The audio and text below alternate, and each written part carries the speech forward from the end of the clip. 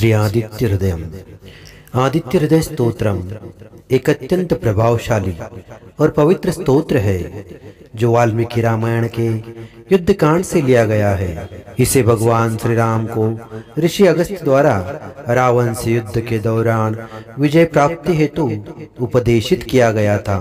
यह स्तोत्र भगवान सूर्यदेव की स्तुति है और सनातन धर्म में इसकी विशेष महिमा है। यह स्तोत्र पढ़ने से शत्रुओं पर विजय प्राप्त होती है। इसे नियमित रूप से जपने से आत्मबल और ऊर्जा की वृद्धि होती है। यह मानसिक तनाव और शोक को दूर करता है, आयु की वृद्धि और उत्तम स्वास्थ्य प्रदान करता है। जीवन में सुख, शांति और सकारात्मकता लाने में सहायक है। भगवान सूर्य की कृपा से आध्यात्मिक उन्नति प्राप्त होती है। यह पवित्र स्तोत्र व्यक्ति के पापों का शमन करता है। यह स्तोत्र न केवल धार्मिक दृष्टि से महत्वपूर्ण है बल्कि इसका वैज्ञानिक पक्ष भी है, जो सूर्य की ऊर्जा और प्रकाश के महत्व को प्रतिपादित करता है। इसे प्रातः काल में सूर्य के सामने बैठकर श्रद्धा और भक्ति से पढ़ने से विशेष फल की प्राप्ति होती है। ओम अस्य श्री आदित्य हृदय स्तोत्र मंत्रस्य श्री अगस्त्य ऋषि अनुष्टुप छन्दः श्री आदित्य हृदय भूत भगवान ब्रह्मदेवता। ओम बीजं रश्मिं मतेरिति शक्तिः। ओम तत्सवितुरित्यादि गायत्री कीलकं निरस्ताशेष विघ्नतया ब्रह्म विद्या सिद्धो सर्वत्र जय सिद्धो च विनियोगः।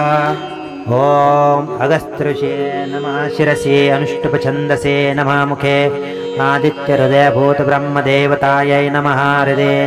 ओम बीजाय नमः गृहे। ओम रश्मिमते शक्तये नमः पादयोः।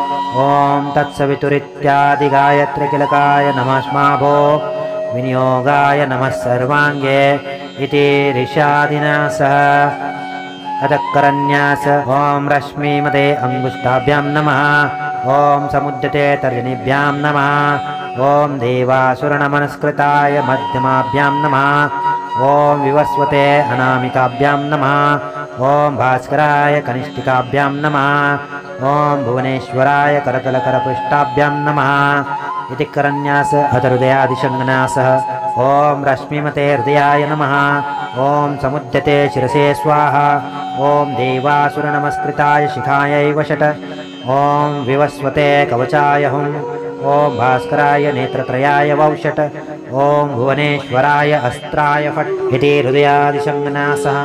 ततो युद्धपरिश्रान्तं समरे चिन्तया स्थितं रावणं चाग्रतो दृष्ट्वा युद्धाय समुस्थितं दैवतैश्च समागम्य द्रष्टुमभ्यागतोरणम् उपागम्य प्रविद्रां मगस्त्यो भगवान् ऋषिः।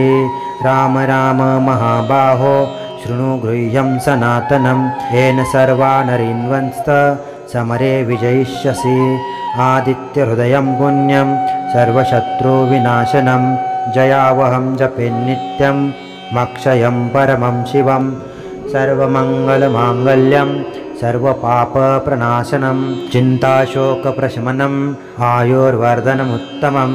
रश्मिमन्तं समुद्यन्तं देवसुरनमस्कृतं पूजयस्व विवस्वन्तं भास्करं भुवनेश्वरं।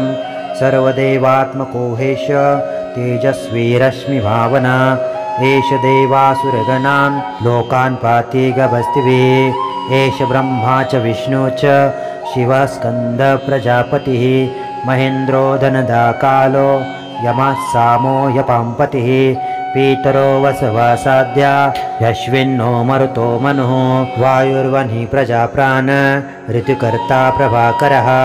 आदित्यः सविता सूर्यः खगपूषा गभस्तिमान् सुवर्णसदृशो भानुर्हिरण्यरेता दिवाकरः। हरिदश्व सहस्रार्चिः सप्तसप्तिर्मरीचिमान् तिमिरोन्मन्थनः शम्भुस्त्वष्ट्वा मार्तण्ड अंशुमान् हिरण्यगर्भः शिशिरस्त पनो भास्करो रवि अग्निर्गर्भोदिते पुत्रः शङ्खशिशिरनाशनः व्योमनाथस्तमो भेदि ऋव्यजुषामपारगः घनवृष्टिरपां मित्रो विन्ध्यविधिप्लवङ्गमः आपतिमण्डली मृत्यु पिङ्गला सर्वतापना कविर्विश्वो महातेजः रक्तसर्वभवोद्भवः नक्षत्रग्रहताराणां दीपो विश्वभावनः तेजसामपि तेजस्वी द्वादशात्मन्नमोस्तुते नमः पूर्वाय गिरये पश्चिमायाद्रये नमः ज्योतिर्गणानां पतये दिनाधिपतये नमः जयाय जयभद्राय हर्यश्वाय नमो नमः नमो नमः सहस्रांश आदित्याय नमो नमः नमः उग्राय वीराय सारंगाय नमो नमः नमः पद्मप्रबोधाय मार्तण्डाय नमो नमः ब्रह्मेशानाच्युतेशाय सूर्यायादित्यवर्चसे भास्वते सर्वभक्षाय रौद्राय वपुषे नमः तमोघ्नाय हिमग्नाय शत्रुघ्नायामितात्मने कृतघ्नाय देवाय ज्योतिषां पतये नमः तप्तचामीकराभाय वह्नये विश्वकर्मणे नमस्तमोभिनिघ्नाय रुचये लोकसाक्षिणे नाशयत्येष वैभूतं तदेव सृजति प्रभु पायत्येष तपत्येष सर्वत्येष गभस्तिभिः एष सुप्तेषु जागर्ति भूतेषु परिनिष्ठितः एष एवाग्निहोत्रं च फलं चैवाग्निहोत्रिणां वेदाश्वकृतवैश्यैव क्रतूनां फलमेव च यानि कृत्यानि लोकेषु सर्व एष रविप्रभु एनमापस्तु कृश्चेषु कान्तारेषु भयेषु च कीर्तयन् पुरुषा कश्चिन् नावसीदति राघव पूजयस्वैनमेकाग्रो देवदेवं जगत्पतिम् एतत् त्रिगुणितं जप्त्वा युद्धेषु विजयिष्यसि अस्मिन् क्षणे महाबाहो रावणं त्वं वदिष्यसि एवमुक्त्वा तदागत्य जगां च यथागतम् एतश्रुत्वा महातेजा नष्टशोकोऽभवत्तदा धारयामास सुप्रीतो राघवा प्रयतात्मवान् आदित्यं प्रेक्ष्य जप्त्वा तु परं हर्षमवाप्तवान्